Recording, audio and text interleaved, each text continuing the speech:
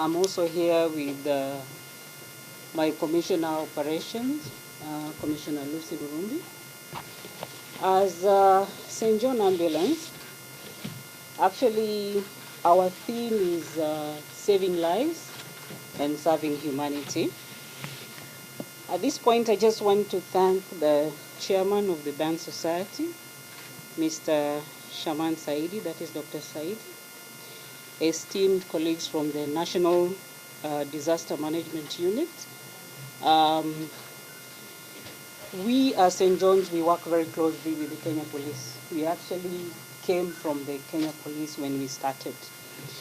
The Kenya Red Cross, who are our colleagues in saving lives, the Fire Department, Ethomed Healthcare and Corporation, Crisis Control East Africa, Kenya Power, and Kenyatta National Hospital, and not forgetting the Metropolitan Services.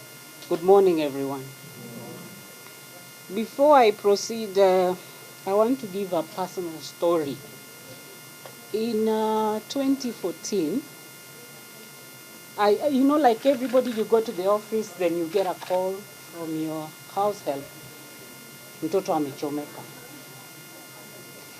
And the first thing you do is you run home. So I went home and I found my nanny was preparing water for bathing. And as usual, she poured the hot water in the basin and was going to get the cold water, and the child entered the water. And of course, at that time, this was in 2014, first aid had not taken its root in this country. And most mothers, you don't know what to do. Your household doesn't know what to do. As St. John now, part of what we are doing, we are trying to get every person, and especially the nannies, to know how to do first aid. Of course, to cut the long story short, we went to the hospital across the road. We were there for 2 weeks. We were not getting better. And we ended up here in Kenyatta, the burns unit. Interestingly enough, we were not even admitted. When I brought my daughter, the plastic surgeon, the late Dr. Tanga, told me, wewe baki huko nje, you want to deal with this kid, then you go home. And the kid cried and cried and cried. I don't know what they were doing inside there. But when they came out, she got the burns were on the hands. She was all bandaged up. They told me, go home, come back after 1 week. When I came back after 1 week, this side was healed. That is the magic of Kenyatta. I came back after another week, 2 weeks, both the hands were healed.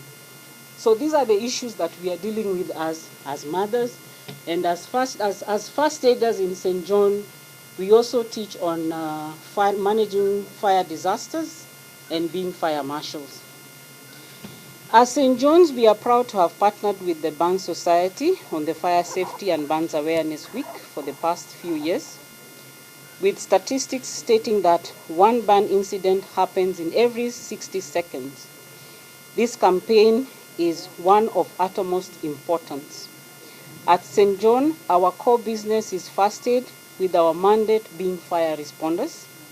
A majority of our incidents occur within the home setup, and a good portion of them are burns related.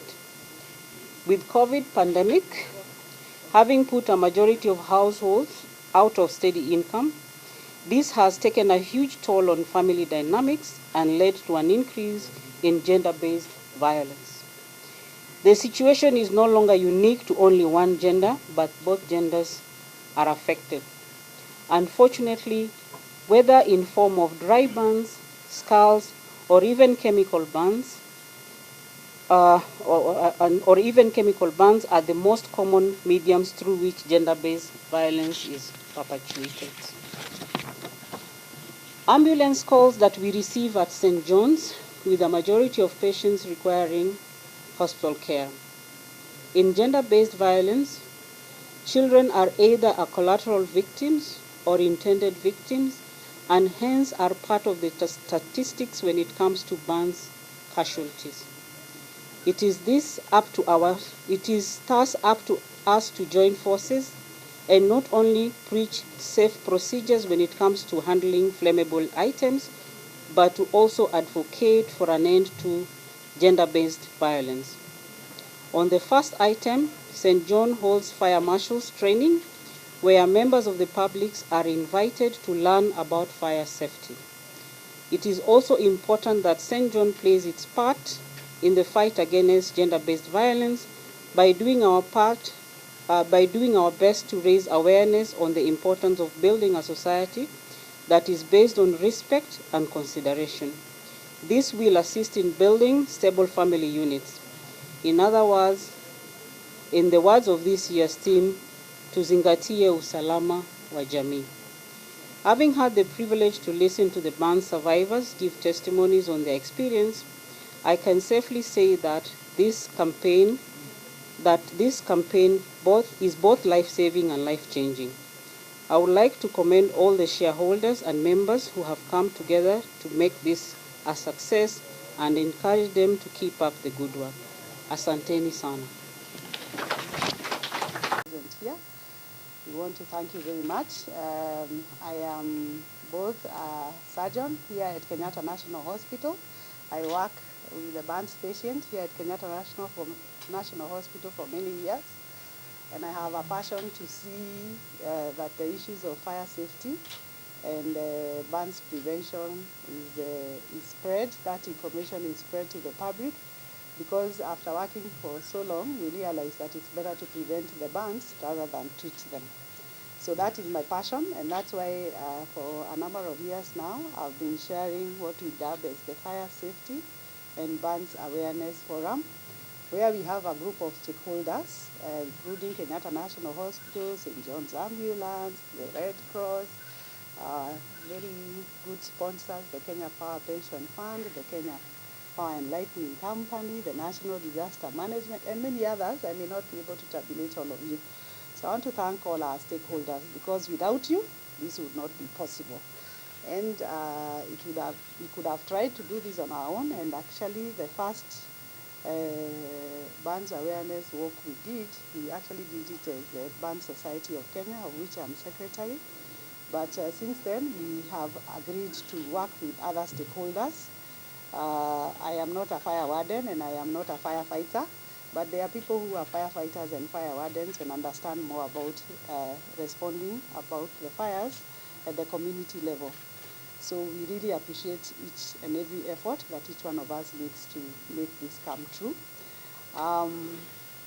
Because of the pandemic and also because of some of the statistics that we have here at Kenyatta, we've realized that we are getting more and more patients who get injured through through gas explosions. Previously, my experience as I joined the unit was that we would have fewer gas explosions, like we would have maybe just one in a year. But as the years have come, and especially in the last few years, we've realized that the number of gas explosions are going up. We've also realized that we have more people succumbing to gender-based violence, burns, where maybe a spouse and two spouses have a conflict, and because they are unable to resolve it, they then one of them decides, either I'm going to burn you, so they pour petrol on them, or they pour acid on them, or they pour hot water on them. We've had all kinds of scenarios, and it happens to both men and women.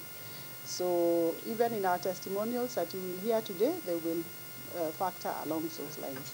And we think that marital conflicts and problems in the family have been increased with the pandemic, and therefore that's why our focus this year and our theme is Zingatia Usalama wa Jamii, Zuia Moto.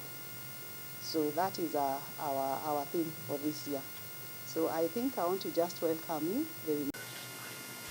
But just a brief, the Burns Society of Kenya really started that as a group of plastic surgeons who came together to empathize with what is going on about burns. We realized that what's the burden of burns that was coming to us, because usually when burns comes, they say, where are the plastic surgeons to actually manage it? Where are the surgeons to manage this? Now, when we saw the burden was too high, we said, let's form a Burn Society of Kenya to try and involve other people to see if can we get these patients not to come to the hospital, to prevent them from coming from the hospital, to try and prevent it at the source. That's where we formed. And initially we were just among ourselves and formed a small society. Then we said, let's form this society and get our stakeholders to come and say, how can we get prevention at the source? I really need to recognize two very important people who were the first people to hold our hands. That is Kenya Power Pension Fund and Kenya Power itself. Those are two first organizations. We were so green. They didn't even know us properly. But actually they believed in that, and they were the first people to hold our hands when we started the Burn Society of Kenya. Then came in other people, the Red Cross, then came in the Scouts. Then, as Dr. Kahoro has said, initially we were doing it on our own. We did a burns walk on our own. Then, actually, somebody from Red Cross whispered to us and said, we are duplicating something. There's a group also which is under the National Disaster Management, which is also doing almost the same thing, trying to deal with disasters, and also the HDMU. Why don't we join? And actually, with the push from Red Cross, we joined the other stakeholders. We became a bigger group. And by that, I'm happy to notice now that we have such a large group, all for something that is not for profit. When I look at the forum, when I look at the page for the forum, I see so many of us coming out, but not for profit, something for your own, in your own heart. Just to give you an example, between around 2019, our figures were around 121,000 burn patients coming in. But 2019, there were 248,982 burns patients who reported into a hospital. Then came to 2020, that is the year of the COVID, we went slightly down to 213,720. The slight drop, we do not attribute it to the less fires, but we attribute it to the fact that less hospitals were opened and less few people were coming for treatments within that time. We are at Kenyatta National Hospital, and I'm just quoting, somebody else may quote these figures. They reported within this time that they admitted 1,406 patients. Remember, somebody coming to a Kenyatta National Hospital is somebody who has been sent from a major hospital like Nakuru, Nyeri. That means a very severe burns, coming in for the very specialized treatment. They had 1,406 admissions, and unfortunately they reported 107 deaths out of that. So these figures are actually frightening. Year after year, I would expect them to come down, but actually they are going up. That's why there's this push, even if it's once per year, to hold something, kuhamasisha watu kuvijiji, to bring these people, everybody aware about the dangers of fire. I am very happy that now the group, the Fire Safety and Burns Awareness Forum, is a big group. Fire marshals, St. John's, all these other people who are involved. We are happy that now the group gets bigger, such that I have a friend somewhere. I see it in our group. There's a pole which is hanging badly. Can somebody help? And somebody from Kenya Power says, we have responded, which is really good. That's a fire averted. I see, I'm meeting Madam November for the first time today. I only see her in the group, but she's very active. I see her in Madari, in what. This is really, really, really appreciated. And I am happy to be part of you. I'm really happy to be part of you. The Burn Society of Kenya, actually, our work reduced by 90% when all of you came up. And we were able now to reach the community as a big group. We must recognize and give a lot of gratitude to Kenyatta National Hospital.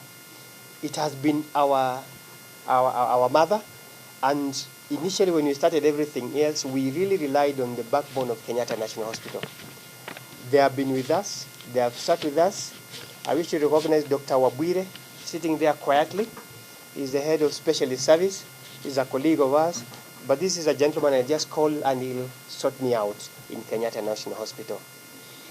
I didn't want to give a speech. I just wanted to give a background of where we're coming from. And as we are a humanitarian organization that basically supports in terms of response and alongside development projects that we support.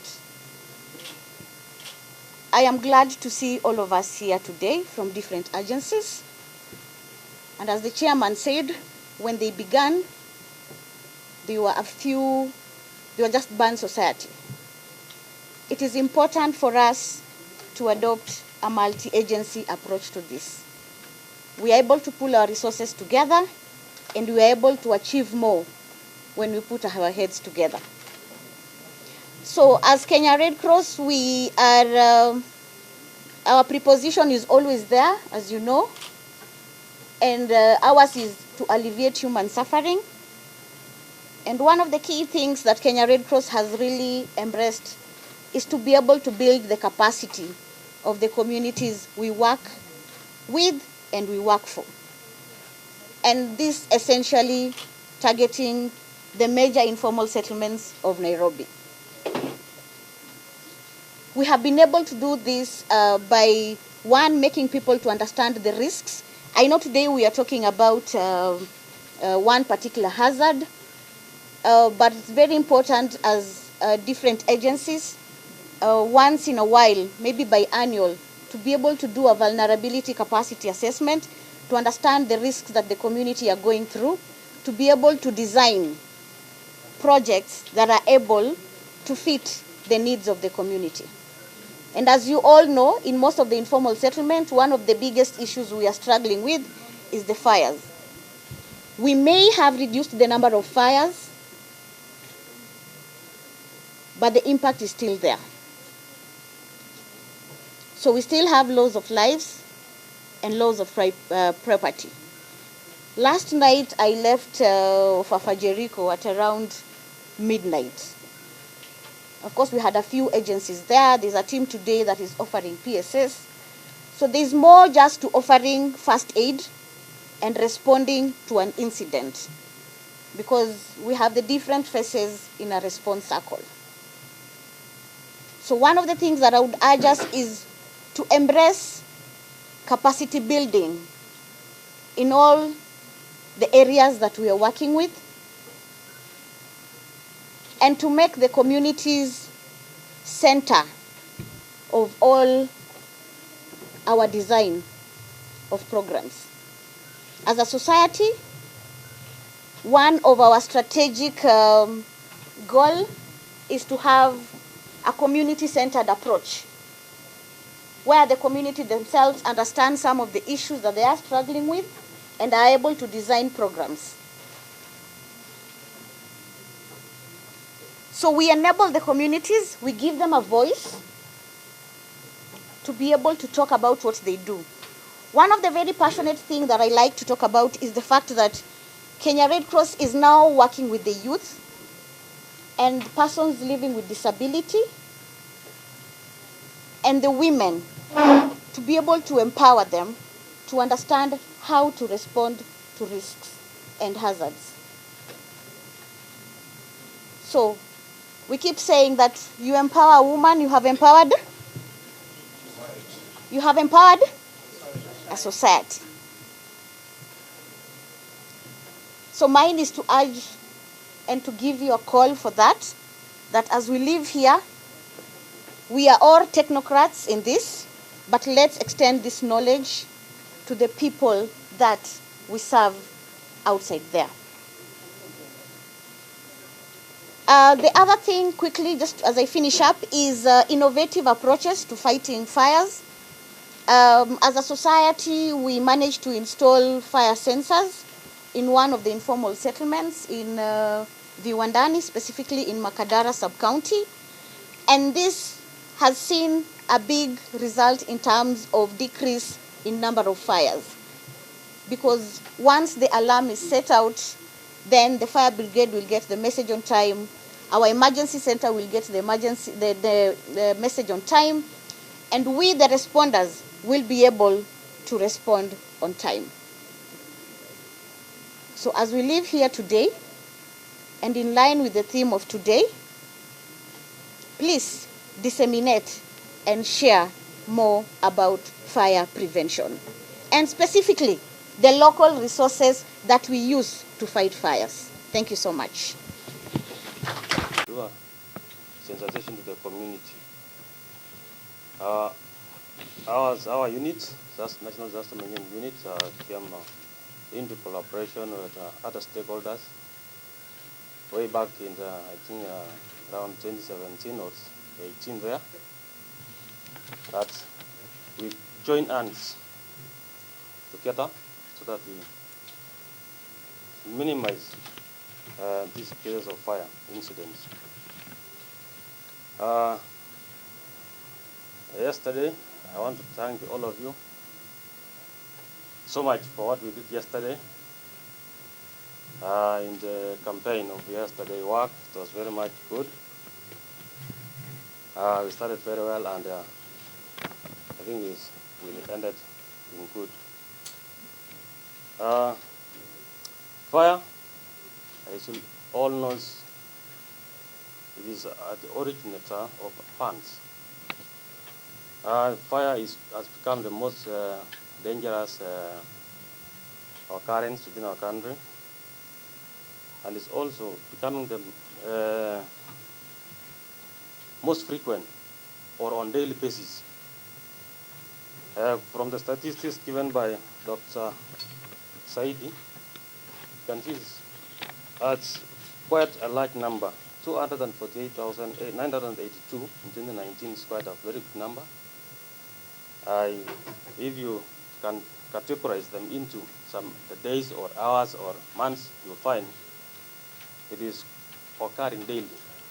So how can we bring down this number to even zero, if it is possible? And that is the work that the Band Society of Kenya has come up with. It is very, very good. As National Disaster Management Unit, we've been... In the community, this is what they use. Yeah? For as much as we support the firefighters, the fire is in the grassroots. Okay? So when you buy your gas cylinder, the first thing that you need to do, please just open first of all the regulator. The first thing you need to do is to wipe your gas MECO cylinder. All right? You wipe, and I'm going to request Lieutenant Cyrus to wipe it. We'll wipe, all right? And then this is just to remove all the debris, the stones, the dust, and everything else, all right? And then also, after you've wiped it, you need to pour some little water onto, just like a drop or two, onto the valve area. Just dip it. All right? Why do you do that? You do that because you want to see if there's bubbles. When there's bubbles coming off from the gas or the MECO, please do not use the gas. Return the gas where? To your gas dealer. I hope I'm clear on that. Do not buy your gas cylinder from guys who are in the street, with all due respect to them. Buy the gas cylinder when it has a seal. Right? Mine doesn't have a seal because I'm still using it in the community, so you'll allow me for that, okay? So right now my gas cylinder is clean. So how do you remove that water? You take the same piece of cloth, remove the water, and then dip it inside to suck up the water. Sawa. After that, you take your regulator. I hope you're together. You take your regulator, and then you wipe it first around. You wipe it to remove the oils around the regulator, okay? Don't be too rough on it. You might mess it up. Sawa sawa. And then, since you've already checked that there is no bubbles, so your gas is okay. Please, and I tell the community, tafadhali, do not test it with a kiberiti. Do not test it with a what? Matchstick. Why? You might put on the kiberiti, and that's where the fire comes up. And what do? The community wants to throw the gas cylinder where? Outside the window, on 4th floor. Boom! Chini. It blows up on 1st floor, and then chaos happens.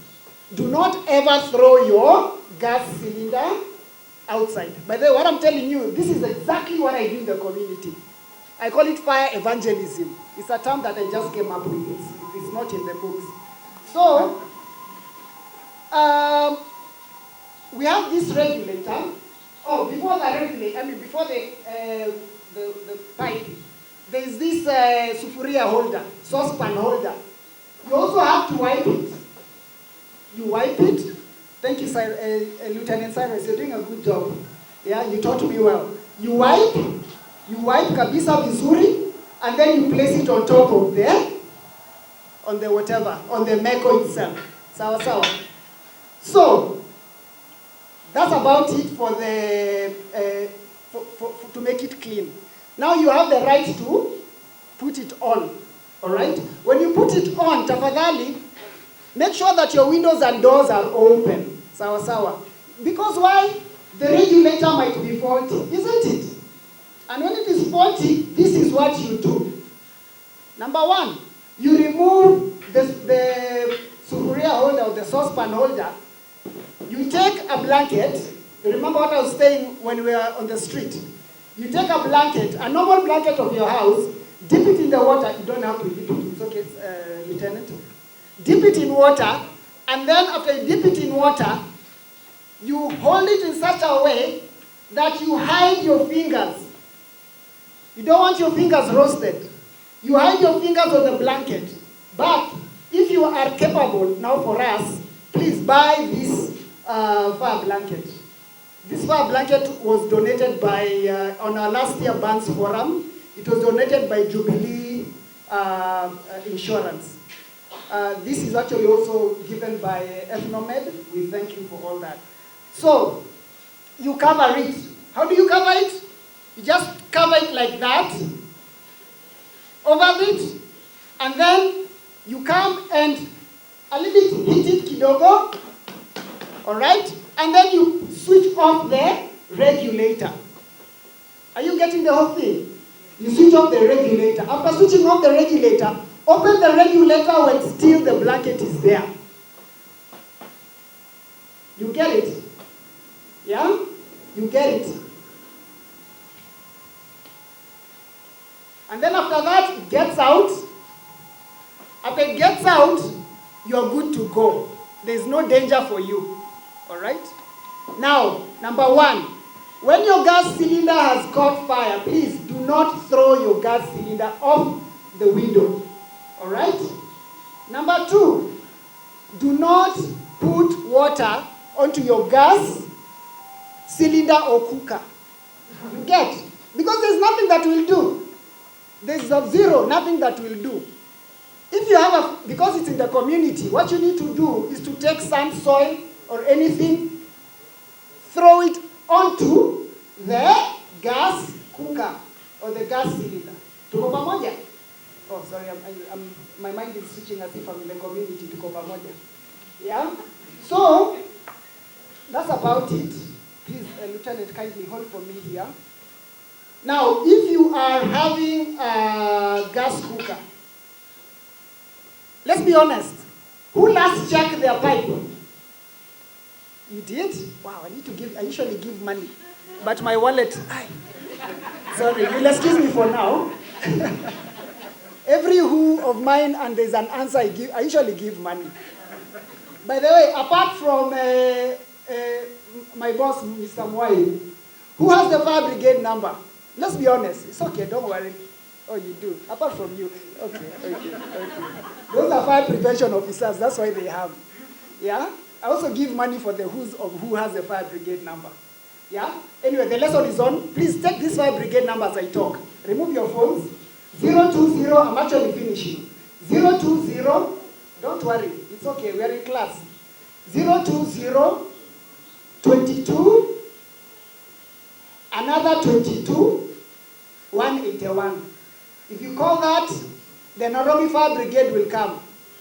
As soon as you see your gas cylinder is on, first of all, call the fire brigade. They will come.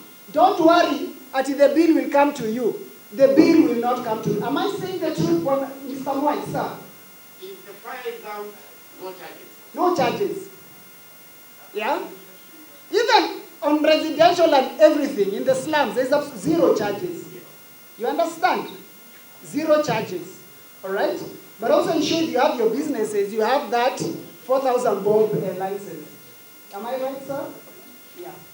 So, make sure that on your regulator you clean it very nicely for removing oils. Number 2, you check for bruises onto the pipe.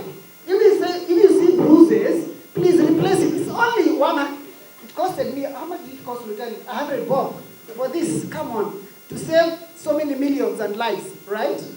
So that's how you do, and that's usually what I teach in the community. And it takes about 15 minutes, and then we move on to the next community. And also, later on, we shall do a live demo outside. That's about 1 p.m. or so. If you have the time when we are dismissed, you can see why not to add water on chip pan and invite the media to come and get to see all that, and then so that you can educate the community. And also, I just want to say thank you, Dr. Saidi, for inviting us into the forum, Dr. Kahoro, Dr. Wabwire, asanteni sana. God bless you and keep you. See you next time.